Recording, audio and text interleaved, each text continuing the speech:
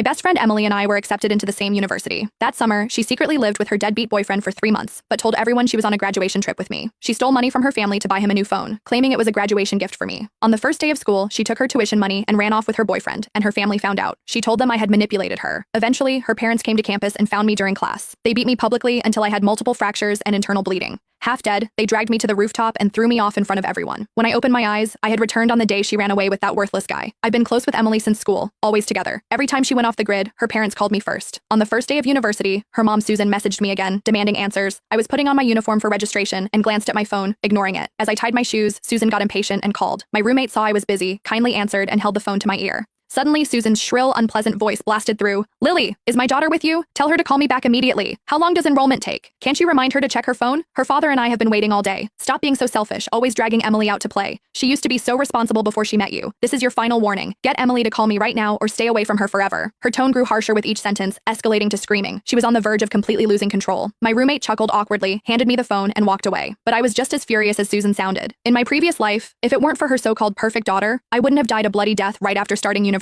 Just because I was Emily's only friend, I became the excuse to cover up her relationship with that loser Mike. Countless times I'd be in class when Susan called, demanding to know where her daughter was. I'd lie to her mother, following Emily's instructions, until one day Susan came to my classroom and caught me in a lie. She slapped me across the face and flipped my desk in public. From then on, I became the villain corrupting her daughter in her eyes. Later, I tried to distance myself from Emily, but we still ended up at the same university by chance. And even when I was thrown off a roof to my death, they believed they'd removed a bad influence from their daughter's life. This time, I won't let myself walk that path again. When I didn't reply, Susan grew more impatient. "Can't you hear me? Emily's right there with you, isn't she? Stop pretending, tell her to call me." I smirked and spoke to the air. "Emily, Emily, your mom's looking for you." The air, of course, didn't answer. Before Susan exploded, I slowly said, "Sorry, Emily's at the gym. The music's too loud. She can't hear you. She'll contact you when she's done." After that, I hung up with a dark expression. I turned and left the dorm for our first physical education class. After gathering on the field, the teacher started us off tough. We had to run 5 laps around the track. When he finally called stop, everyone collapsed on the ground, completely spent. I wiped the sweat from my brow when 2 familiar figures approached from across the field. Susan's shrill voice carried over. "Excuse me, I'm looking for my daughter Emily, the one with the best grades in the class." My heart sank. I didn't expect them to come so early, so I quickly got up to head to the restroom. But as I turned to leave, Susan grabbed my hair and yanked hard. "You little bitch, why are you sneaking away? Feeling guilty, huh? Tell me, where's my Emily? She hasn't seen me or her father all summer, always off with you, even bought you expensive gifts. You little slut, is this how you treat a friend?" I checked the gym class roster with the teacher. Emily's name isn't on it. With that, Susan pulled my hair violently, and I fell backward onto the ground. Her face was twisted with rage, eyes full of hate. I'd just finished running, my legs were weak, and before I could get up, Emily's father John stomped on my chest. I could barely breathe. Susan laughed coldly and grabbed my hair again. Forcing my head back, she snarled,